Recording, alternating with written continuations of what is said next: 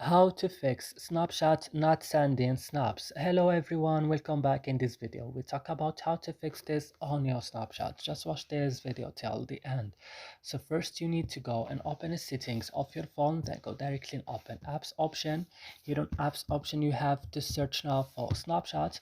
Open then Snapchat like this, scroll down and click on storage. Here on storage go to the last button, clear data, and click OK, and then you have to back and click on first stop and click also OK.